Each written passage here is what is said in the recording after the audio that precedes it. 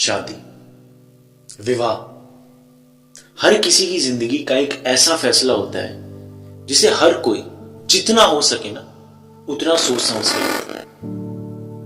हर किसी की शादी की अपनी एक प्यारी सी खूबसूरत सी कहानी होती है, लेकिन इस कहानी को सुनने के बाद आप में से कई लोगों को ऐसा लगेगा कि काश ये हमारे साथ ना, क्योंकि हम कहीं ना कहीं जानते होंगे कि वो हिम्मत, वो हौसला, वो प्यार, वो जज्बात हमें है ही नहीं जो इस कहानी के मुख्य किरदार साहिल में थे। साहिल डीयू का एक ग्रेजुएट लड़का, बहुत आम, जो कि एक बहुत अच्छा एम्प्लॉय है, बहुत अच्छा दोस्त है, बहुत अच्छा बेटा है और बहुत अच्छा प्यार करने वाला है। साहिल की शादी होने वाली है उस लड़की से जिससे वो प्यार करता है, रीति। रीति एक बहुत ही चुलबुली सी, नटखट सी, प्यारी सी लड़की है जो साहिल के साथ कॉलेज में थी। दोनों में प्यार हुआ और दोनों ने डिसाइड किया कि आगे चल के हम दोनों एक दूसरे से शादी करेंगे। अब दोनों के परिवार को भी आपस में कोई एतराज नहीं, दोनों की फैमिली राजी है, तो शादी की डेट भी निकल जाती है 21 दिसंबर। एक हफ्ता रह गया शादी में। एक हफ्ते बाद घर शहनाइयों में गूंज उठे। 2 दिन बाद दोनों फैमिली डिसाइड करती है कि एक छोटी सी गैदरिंग की जाए जिसमें आपस में मिला जाएगा। दोनों परिवार मिलते हैं, बातें करते हैं।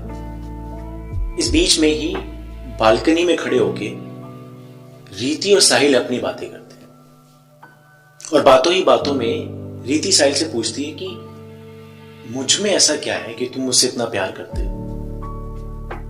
तुम इरिटेट करती हो, बहुत चाइल्डिश हूं यार, इतना बचपना भरा है मुझ में, फिर क्यों? साहिल कुछ बोलता नहीं।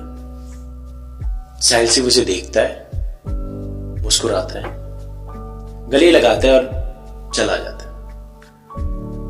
फिर रीति रोकती है उसको, टोकती है कि अरे मेरी बात का जवाब तो देके जाओ। साहिल कहता है कि अगर बोल के प्यार करूंगा ना तो जब निभाने का वक्त आएगा तो सिर्फ बातें रह जाएंगी। मेरा प्यार तुम्हारे लिए सिर्फ कहने भर का नहीं, ये तुम जानती हो। एक अलग सा सुकून, एक अलग सी खुशी मिलती है रीति को ये बात सुनती है। फिर रीति टॉन्ट मार के बोलती है कि सिर्फ 5 दिन रह गए हैं, 5 दिन बाद पूरी जिंदगी मुझे झेलने के लिए तैयार हो जाओ, मुझे ही मेरे बचपने को। कितना खुशनुमा माहौल, कितने खुश हैं सब, कितने खुश हैं दोनों। बस किसी की नजर ना लगे इन दोनों को, इन दिनों के रिश्ते को। बट नजर लग जाती है। शादी से ठीक 2 दिन पहले रीति अपने घर की रेलिंग से 2 मंजिल नीचे सीधा वहां खड़े ट्रक पे गिर जाती है। उसके सर, उसके दोनों पैर बुरी तरह डैमेज हो जाते हैं। किसी तरह घर वाले उसको हॉस्पिटल ले तो जाते हैं, पर सबका बहुत बुरा हाल होता है। पिताजी के आंसू नहीं रुक रहे, भाई कुछ बोल नहीं पा रहा है, मां बेहोश हो गई है, चाचा मामा सब भाग रहे हैं इधर उधर कि हमारी बच्ची को बचाओ, किसी तरह तो बचाओ। 2 दिन बाद शादी है इसकी, कुछ तो करो। पिताजी अंदर जाते अपनी बेहोश बेटी से मिलने के लिए।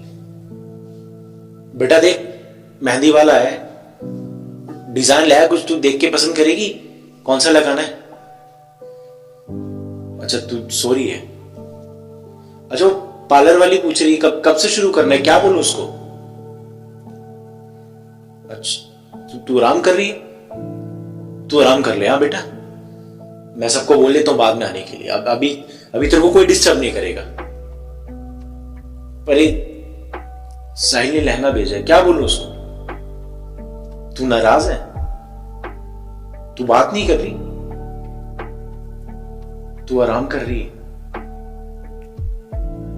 ठीक है मैं बोल देता हूं, मैं उसको भी बोल दूंगा कि अभी वो बात नहीं करेगी किसी से। ठीक है, तू आराम करना बेटा। सर पे हाथ फेरते और चले जाते। बाहर आते सब दिलासा देना शुरू, सब ठीक हो जाएगा अंकल जी, मामा जी, चाचा जी, सब ठीक हो जाएगा, चिंता मत करो, बिल्कुल ठीक हो जाएगी वो। इतने में साहिल का फोन आ जाता।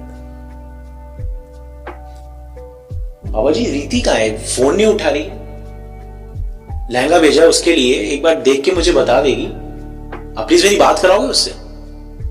पिताजी चुप, क्या बोलेंगे। इतने में भाई फोन लेता है, सब बता देता। वो सुनते ही साहिल की मानो दुनिया ही खत्म। वहां से लड़के वाले आने भी शुरू। इस बीच में थोड़ी बहुत राहत की खबर आती है। डॉक्टर साहब आते हैं, बताते हैं कि रीति को होश आ गया, मतलब अब जान का खतरा नहीं है। लेकिन इसके बाद वो कुछ ऐसी बातें बताते हैं जिसको सुनने के बाद अच्छे से अच्छा प्यार करने वाला भी ना फैसले में पड़ जाएगा कि अब क्या करूं। डॉक्टर साहब बताते हैं कि सर पे चोट लगने की वजह से रीति को ना मेमोरी लॉस हो गया, तो हो सकता है कि वो आने वाले कुछ वक्त के लिए अपनी उम्र के लोगों जैसा बर्ताव नहीं करेगी। उसका बर्ताव कुछ ऐसा होगा जैसे मानो कि एक नवजात बच्ची, और ट्रॉली का गेट पैर पे पड़ गया जिसकी वजह से उसकी टांगे पूरी तरह डैमेज हो चुकी है। दोबारा अपने पैरों पे कब खड़ी होगी ये कहा नहीं जा सकता। तो चांसेस इन दोनों के ही काफी कम है, लेकिन दवाई से ज्यादा असर दुआओं में होता है, प्यार में होता है। आप बस वो बना के रखिए, बाकी हम अपना काम पूरी तरीके से करेंगे। ये सुनते पूरे हॉल में सन्नाटा, सब बिल्कुल चुप। इस बीच में डॉक्टर साहब बोलते हैं कि हमें 2 लोग चाहिए, फैमिली से कुछ फॉर्मेलिटी साइन करवानी है। तो 2 आवाजें आती हैं,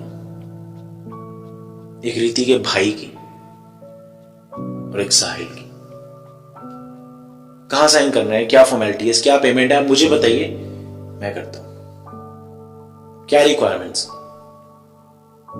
साहिल को बोलता देखना सब वहां खड़े लोग थोड़े चौंक जाते हैं, मानो उनके मन में चल रहा हो कि यार क्या कर रहा है। अभी सुना नहीं डॉक्टर ने क्या बोला है, उसके बाद तू ये बात बोल रहा है, कैसा लड़का है। अरे तेरे को तो कोई कुछ नहीं बोलेगा यार, सब जानते हैं क्या हुआ है, फिर क्यों कर रहे हैं अपनी जिंदगी बर्बाद। ऐसा नहीं कि लोग ऐसा बोलते नहीं है,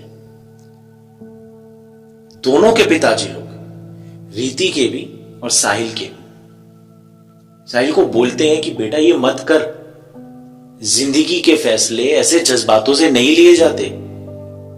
तू नहीं देख पाएगा उसको यार, इस साल में तू नहीं देख पाएगा। क्यों कर रहा अपनी जिंदगी बर्बाद। हम समाज कोई तुझे गलत नहीं बोलेगा, सब जानते हैं ना रीति के साथ क्या हुआ। तू मत कर बेटा ये सब, अपनी जिंदगी बर्बाद मत कर। अभी तुझे लग रहा है तू कर लेगा, लेकिन ऐसा नहीं हो सकता है। अरे वो लड़की अब नहीं है जिससे तू प्यार करता था। साहिल बोलता है नहीं, ये वही लड़की है जिससे मैं प्यार करता था। ये पहले भी वही थी, आज भी वही है और आगे भी वही रहेगी। बात सिर्फ पवित्र अग्नि के चारों ओर फेरे लेने की है ना, जो मैंने अब तक नहीं लिया उसके साथ।